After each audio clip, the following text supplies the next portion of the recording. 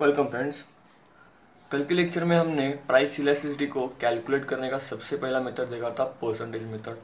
आज हम देखेंगे सेकेंड मेथड, जिसका नाम है टोटल आउटले मेथड।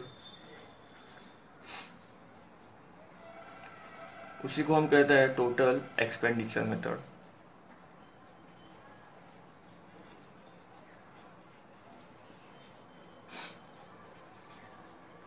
इस मेथड को डिराइव किया है, इस मेथड को इंट्रोड्यूस किया है डॉक्टर अल्फ्रेड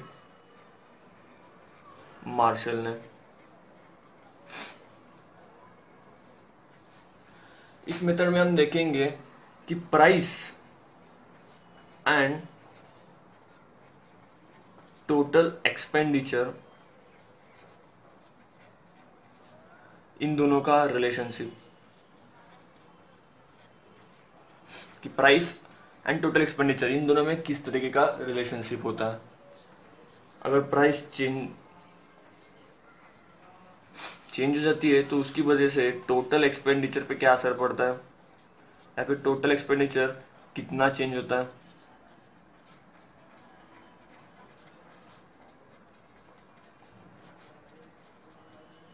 और उसी के बेस हम प्राइस इलास्टिसिटी कैलकुलेट करेंगे। सबसे पहले जानना ये जरूरी है कि टोटल एक्सपेंडिचर क्या होता है और टोटल एक्सपेंडिचर किस तरीके से कैलकुलेट किया जाता है। Total expenditure is equal to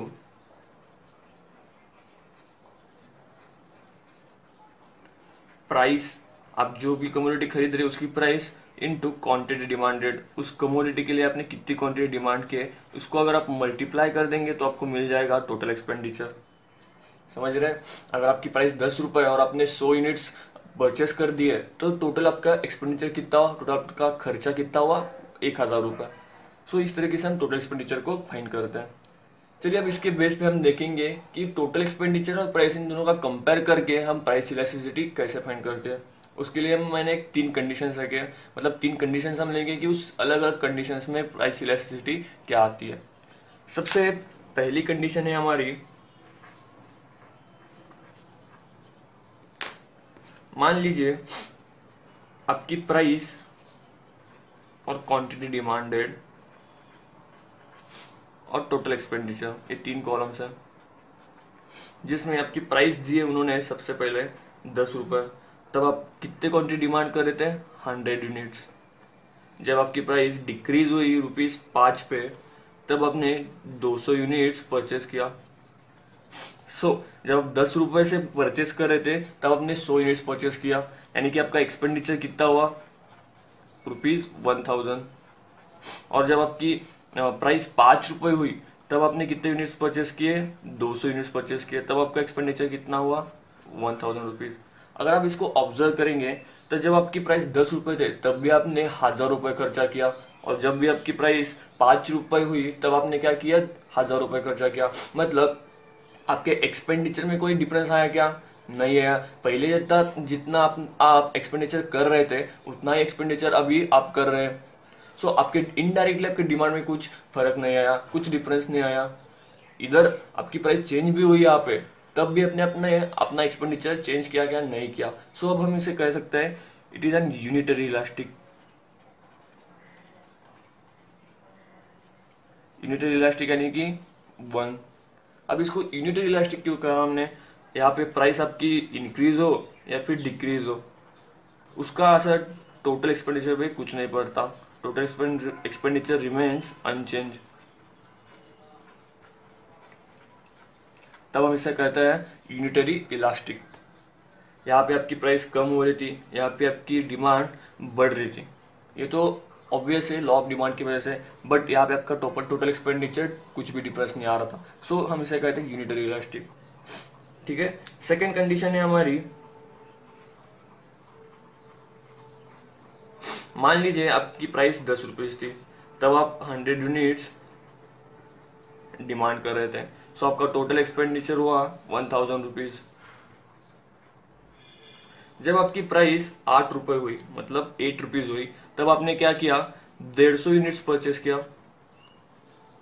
तब आपकी एक्सपेंडिचर कितना होगा, 1200 रुपये। सो आप इस कंडीशन को अगर ऑब्जर्व करेंगे, आपकी प्राइस क्या हो रही है, डिक्रीज हो रही है, और आपकी टोटल एक्सपेंडिचर जो है बढ़ रही है। पहले आप 10 रुपए पे अगर प्राइस थी, तब आप उस कमोडिटी को 1000 रुपए, कमोडिटी को परचेस करने के लिए 1000 रुपए सिर्फ खर्चा कर रहे थे। अब उसकी प्राइस कम हुई बोल के आपने क्या किया, 1200 रुपए खर्चा करना चालू किया उस कमोडिटी के लिए। सो आपकी इनडायरेक्टली डिमांड बढ़ गई यहाँ पे। मतलब आप जितना पहला खर्चा कर रहे थे उससे ज्यादा खर्चा अभी आप कर रहे होंगे, तब हम उसे कहते हैं रिलेटिवली इलास्टिक डिमांड, क्योंकि यहाँ पे डिमांड आप में बढ़ रही है।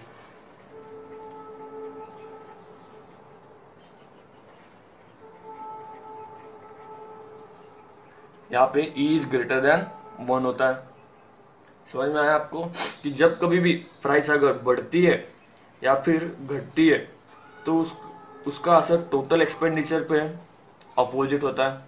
मतलब अगर आपकी प्राइस बढ़ रही है तो आपका टोटल एक्सपेंडिचर घट रहा है, अगर आपकी प्राइस डिक्रीज हो रही है तो आपका टोटल एक्सपेंडिचर बढ़ रहा है। जैसे कि यहाँ पे ऑब्जर्व किया, यहाँ पे प्राइस घट रही थी मतलब डिक्रीज हो रही थी, तब आपने क्या किया, टोटल एक्सपेंडिचर को इंक्रीज कर दिया।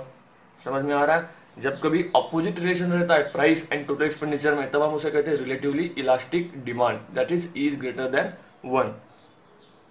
अगली और लास्ट कंडीशन है हमारी थर्ड कंडीशन।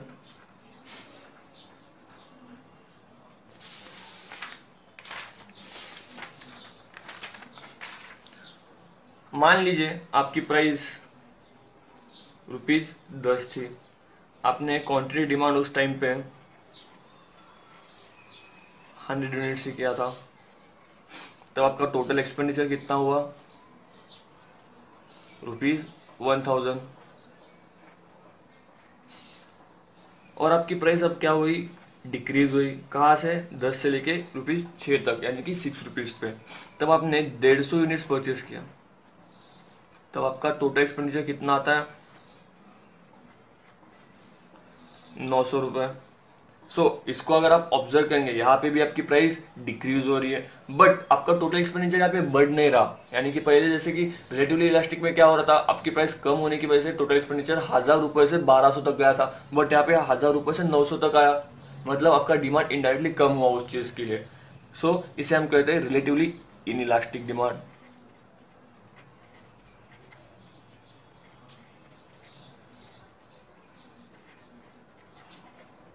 यानी कि E इज लेस देन 1।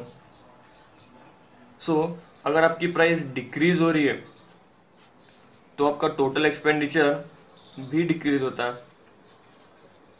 और आपकी प्राइस इंक्रीज हो रही है तो आपका टोटल एक्सपेंडिचर भी इंक्रीज होता है, तब हम उसे कहते हैं रिलेटिवली इनइलास्टिक डिमांड। सो ये 3 कंडीशंस है, इन 3 कंडीशन का यूज करके हम प्राइस इलास्टिसिटी फाइंड करते हैं using price and total expenditure का रिलेशनशिप। ठीक है, अब प्राइस और टोटल एक्सपेंडिचर का रिलेशनशिप किस तरीके से है, पहले तो यूनिटरी इलास्टिक में देखेंगे।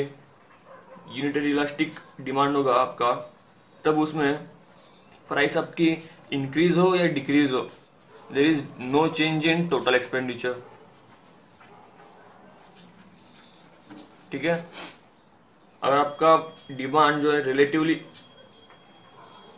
इलास्टिक है, उस केस में प्राइस अगर इंक्रीज होती है तो टोटल एक्सपेंडिचर जो है वो डिक्रीज होता है, प्राइस अगर डिक्रीज होती है तो आपका टोटल एक्सपेंडिचर इंक्रीज होता है। सो इसमें अपोजिट रिलेशनशिप है, यानी कि इनवर्स।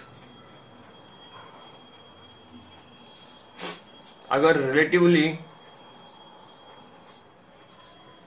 इन इलास्टिक आपकी डिमांड होगी, इलास्टिसिटी होगी, तब अगर आपकी प्राइस इंक्रीज हो रही है तो आपका टोटल एक्सपेंडिचर जो है वो भी इंक्रीज होगा। अगर आपकी प्राइस डिक्रीज हो रही है तो आपका टोटल एक्सपेंडिचर भी डिक्रीज होगा। सो दोनों सेम डायरेक्शंस में जा रहे हैं, हम इसे कह सकते हैं सेम रिलेशनशिप। ठीक है दोस्तों, सो तो ये थी हमारी टोटल आउटले मेथड, और इससे हमने सीखा कि हमने प्राइस इलास्टिसिटी किस तरीके से फाइंड करनी है। सबसे लास्ट, अगर आपने इसको ऑब्जर्व किया है तो आप यहाँ पे कहीं भी न्यूमेरिकल वैल्यू फाइंड नहीं कर सकते हैं, यानी कि एग्जैक्ट वैल्यू आप यहाँ पे फाइंड कर सकते हैं क्या, कितनी इलास्टिसिटी है 1.6, जैसे आप पहले वाले जैसे आप परसेंटेज मेथड में फाइंड कर रहे थे कि 1.6 आपकी इलास्टिसिटी आ रही थी, तब यहाँ पे उस तरीके से आप फाइंड कर सकते हैं क्या? नहीं कर सकते, नहीं कर सकते। सिर्फ यहाँ पे आप ऑब्जर्व कर सकते हैं कि due to change in price अगर आपका एक्सपेंडिचर बढ़ रहा है तब वो रिलेटिवली इलास्टिक है, आपका एक्सपेंडिचर कम हो रहा है तो आपका रिलेटिवली इनइलास्टिक डिमांड है, और इलास्टिक और आपकी एक्सपेंडिचर जितनी थी उतनी है तब हम उसे कह सकते हैं यूनिटरी इलास्टिक। सो फ्रेंड, ये थे हमारे आज की मेथड, टोटल आउटले मेथड। कल के लेक्चर में हम देखेंगे थर्ड मेथड और लास्ट मेथड, ज्योमेट्रिक मेथड। ठीक है, थैंक यू फ्रेंड्स।